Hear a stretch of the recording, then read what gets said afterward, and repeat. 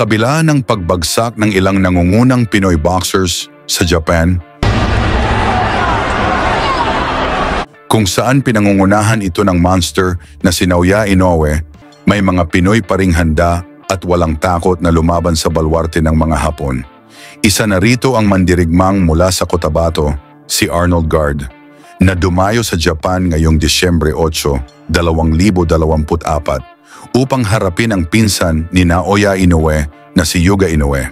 Ang laban na ito ay inaakala ng kampo ng Hapon na magiging isang pangkaraniwang tune-up fight lamang para kay Yuga Inoue at magdadagdag lang sa kanyang kartada. Ngunit nagkamali sila sa kanilang akala dahil mali nilang pinili ang isang Pinoy bilang kalaban ng kanilang pambato. Hindi rin basta-basta si Yuga Inoue dahil isa siyang Japan Boxing Commission Champion at itinuturing na susunod sa yapak ng monster ng Japan. Idagdag pa na sa balwarte pa niya ginanap ang laban, kung saan mga kababayan pa niya ang referee at 3 judges. Sa ganitong sitwasyon, ang tanging paraan ng panalo ni Garde ay ang patulugin ang kalaban.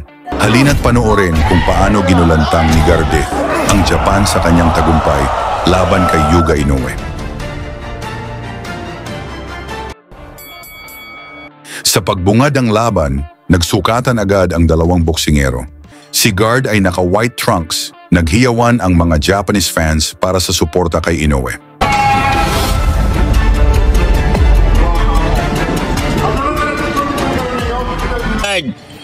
Ito sa kamata na, ito may mungguan mo.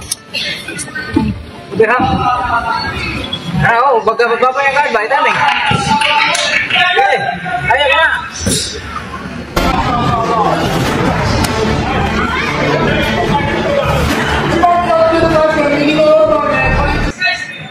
Arribas ka. Arribas.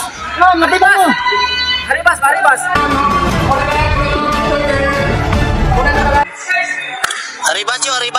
ka. Arribas. No, matiba mo. Arribas. Arribas yo. Arribas. No, lapit mo. Taas. I-timing, beran. Good. Lapit. Good. Nice.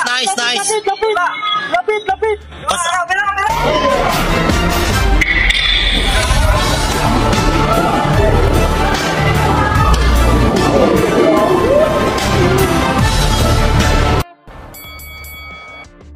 Sa ikalawang round, todo suporta ang mga Haponis na nag-aabang kung paano pababagsakin ni Inoue itong si Kabayan.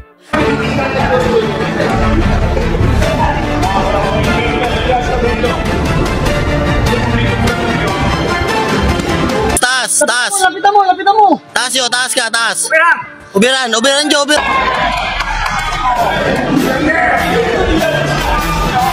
Okay. Lapit. Yon. Lapit mo. Kira ka.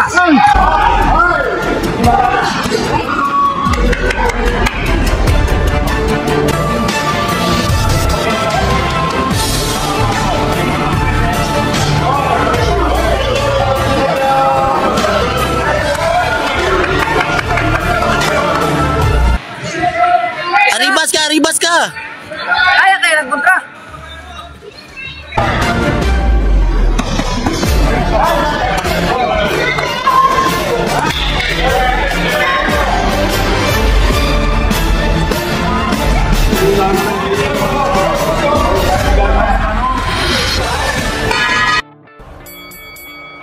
Dito sa ikatlong round, hindi na tinag itong Pinoy na si Garde sa ingay ng mga fans kung saan handa itong makipagsabayan.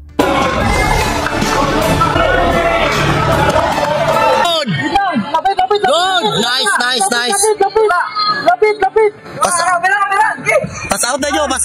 out. Taas. Lapit mo. Taas. Timing. Gitna.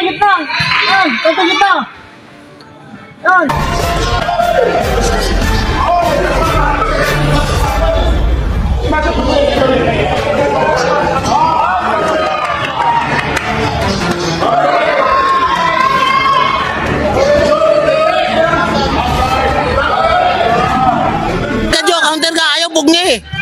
Ayaw bungi ba? Ayaw bungi nyo. Ayaw bungi, ayaw bungi. Counter ka ba? Sumbag ka.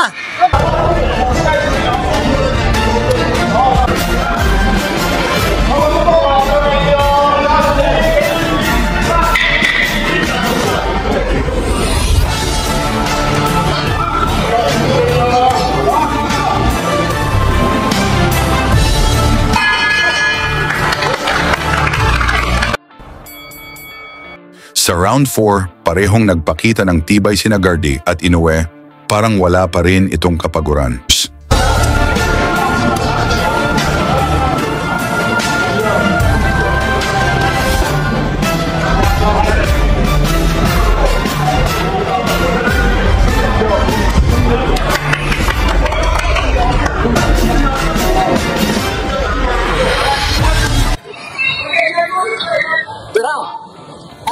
Bong!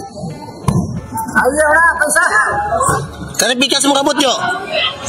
Sa ulo ha, timing sa ulo. Ang aribas mo yung timing.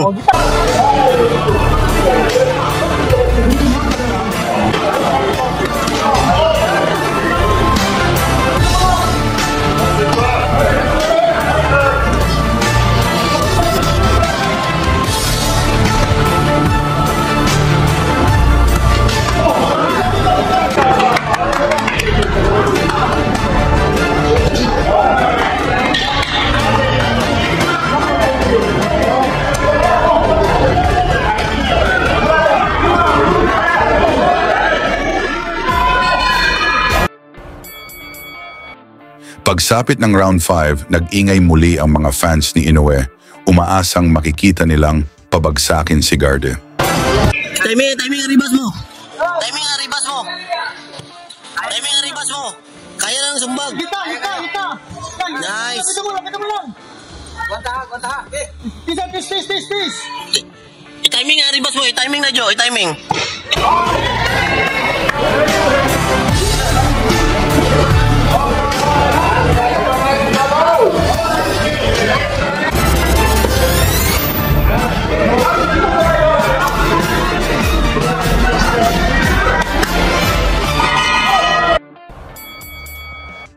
Umaatake na si Inoue upang ipakitang siya ang mas malakas, ngunit hindi natinag si Guard at patuloy na lumaban ng buong tapang. Wala, timing lang. Kato, counter ka. Counter ka Jo, counter ka. Ayaw bungi. Ayaw bungi ba? Ayaw bungi Jo.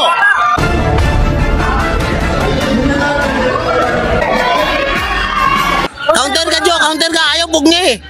Ayaw bungi ba? Ayaw bungi Jo.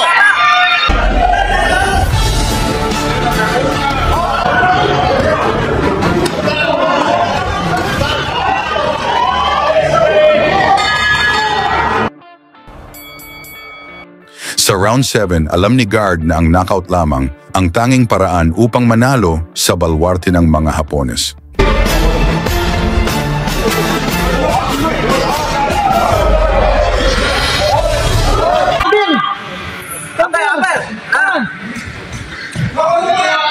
I-timing aribas mo. Aribas! Ayaw bungi. Counter ka ba? Sumbag ka. Counter kita!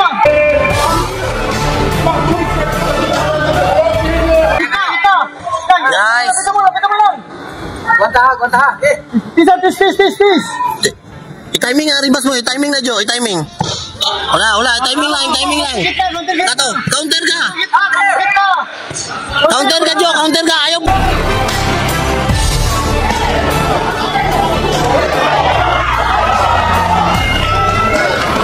Sa isang malupit na magkakasunod na kombinasyon ni Guard, natamaan si Inoue ng solidong suntok na nagpabagsak sa kanya.